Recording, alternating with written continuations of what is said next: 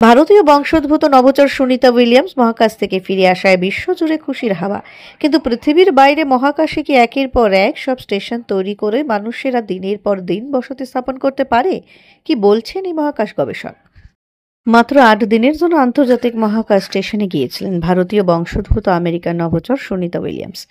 কিন্তু ৮ দিনের পরিবর্তে তাকে সেখানে থাকতে হয় ৯ মাস।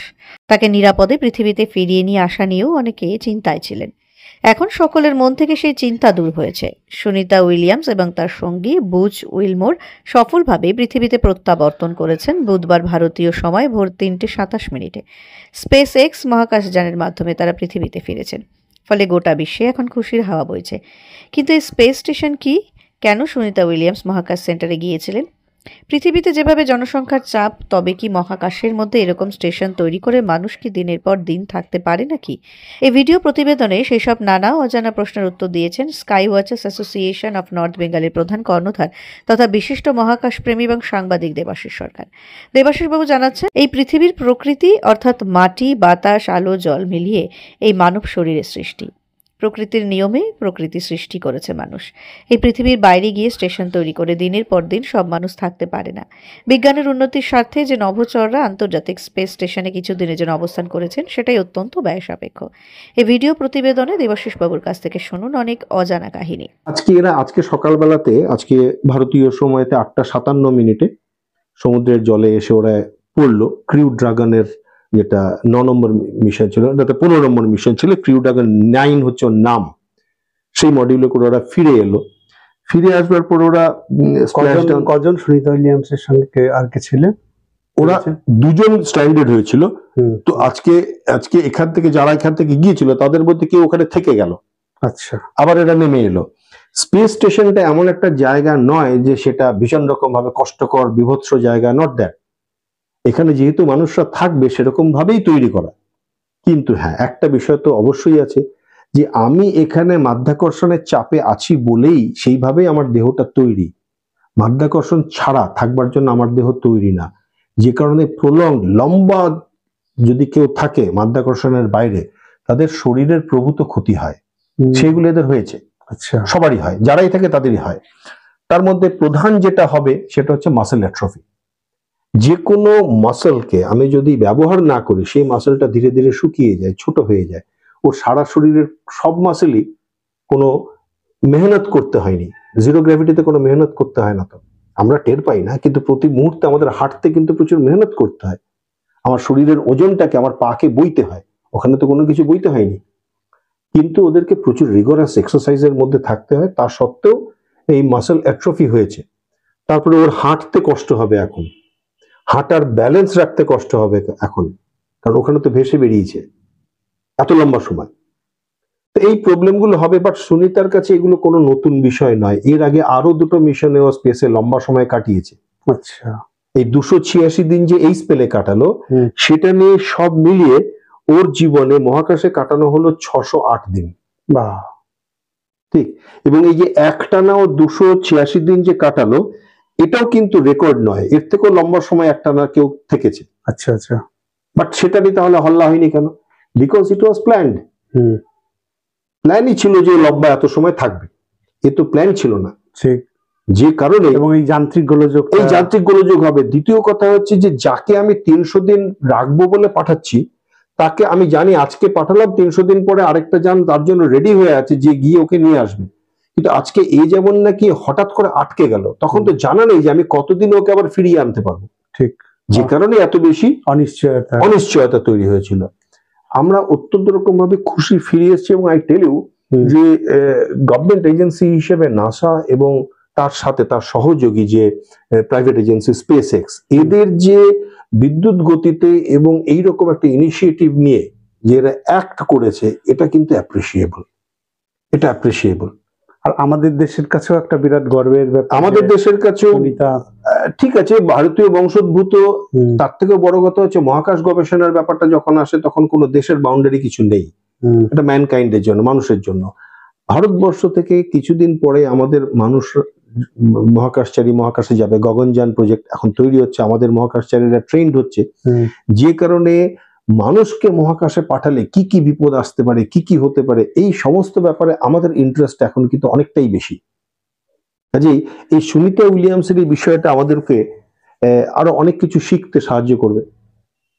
আমি তো এই বসে বসে একটু ভাবার চেষ্টা করছিলাম যে এই যে পৃথিবীর চারপাশে ও এই এই 286 দিন প্রতি 90 মিনিটে একবার করে পৃথিবীকে পাক খেয়েছে।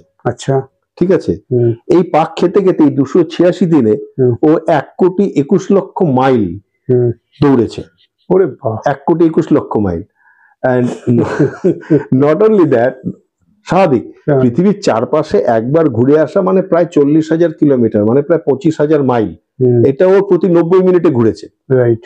ও প্রতিদিন, মানে আমাদের একদিনে আমরা একটা সূর্যোদয় একটা সূর্যাস্ত দেখি, ও প্রতিদিন 24 ঘন্টায় প্রায় 24 ঘন্টার মধ্যে ও ওই প্রতি 90 মিনিটে একটা করে সূর্যোদয় সূর্যগ্রহণ দেখেছে।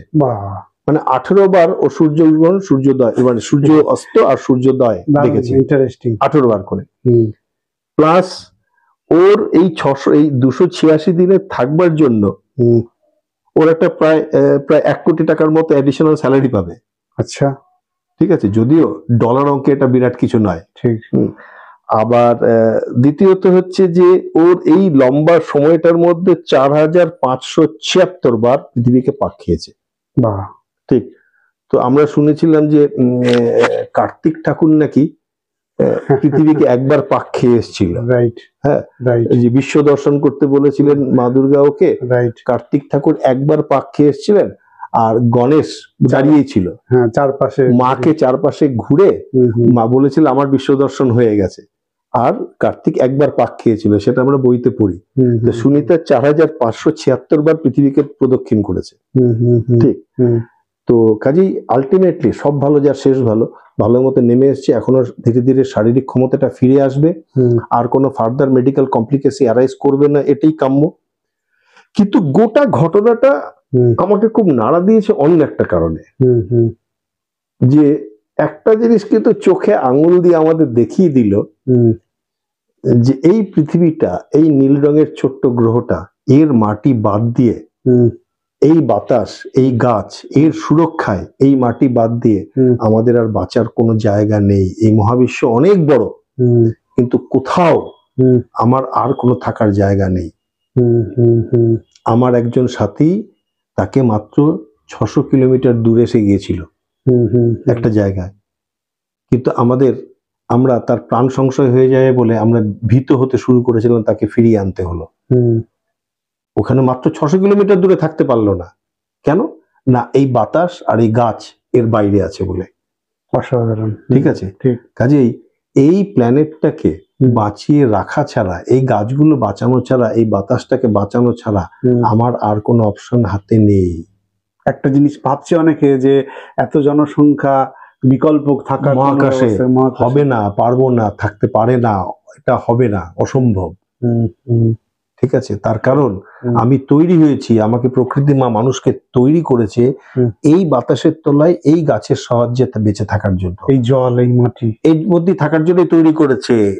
এখানে আমি প্রকৃতি মা বলি, ঈশ্বর বলি, যাই বলি, তার কোনো দোষ নেই যদি আমি মরে যাই। তার কারণ আমাকে দায়িত্ব দিয়ে পাঠানো হয়েছে যে এই বাতাসটাকে তুমি বাঁচিয়ে রাখো, এই গাছটাকে তুমি বাঁচিয়ে রাখো, এবং তুমি নিজে বাঁচো। আমি যদি এই দুটোকে বাঁচাতে না পারি, আমি নিজেও বাঁচবো না। তাতে কিন্তু আমার ঈশ্বরের কোনো দোষ নেই। আমার কাছে ঈশ্বর মানেই হচ্ছে প্রকৃতি মা। একদম, প্রকৃতি মায়েরও কোনো দোষ নেই তাতে। রাইট। আচ্ছা, এখন ওই মহাকাশ স্টেশন, এখন এরকম আমি দুটো তথ্য জানতে চাচ্ছি যে কটা মহাকাশ স্টেশন এরকম আছে? একটা এরকম না, এরকম আরো আছে। যেমন চায়নার একটা খুব ভালো মহাকাশ স্টেশন আছে, সেটার নাম টিয়াংগং। সেটাও বেশ বড়, বাট আইএসএস এর মতো এত বড় নয়। আমাদেরও ইন্ডিয়ার যেমন প্ল্যান হচ্ছে একটা মহাকাশ স্টেশন তৈরি করার। ওকে। এর আগে রাশিয়ার মহাকাশ স্টেশন ছিল। ইনফ্যাক্ট এই আইএসএস যে হয়েছে, ইন্টারন্যাশনাল স্পেস স্টেশন যে তৈরি হয়েছে, তার প্রথম যে পিসটা উঠেছিল, যাকে ঘিরে পুরোটা তৈরি হয়েছে, সেটাও কিন্তু রাশিয়ান, জারিয়া। আচ্ছা, তাকে বেস করে এই গোটা ইন্টারন্যাশনাল স্পেস স্টেশনটা তৈরি হয়েছে। এর অনেক বয়স হয়ে গেছে। এখন এরকম 2-3টা মহাকাশ আছে। এই মুহূর্তে সুনিতা তো ফিরে এলেন, ওখানে 3-4 জন আছে, আরো আছে। হ্যাঁ, এটা আবার পরে নেমে আসবে। আচ্ছা, কারণ হচ্ছে যে আপনি একটা বিষয়ে বিশেষজ্ঞ, আমি একটা বিষয়ে বিশেষজ্ঞ, আমি একটা রিসার্চ করতে পারি, আপনি একটা রিসার্চ করতে পারেন, তো আমাকে একটা মিশন দিয়ে পাঠানো হচ্ছে, আমার কাজটা হয়ে গেলে আমি ফিরে আসবো। ঠিক। You stay there. ঠিক। আপনি ফিরে আসবেন আপনার কাজ হয়ে যাওয়ার পর। এরকম ভাবেই গোটা জিনিসটা রোল করে। খুব ভালো, অসংখ্য ধন্যবাদ, অনেক Thank কিছু you. জানতে পারলাম, ভালো থাকবেন।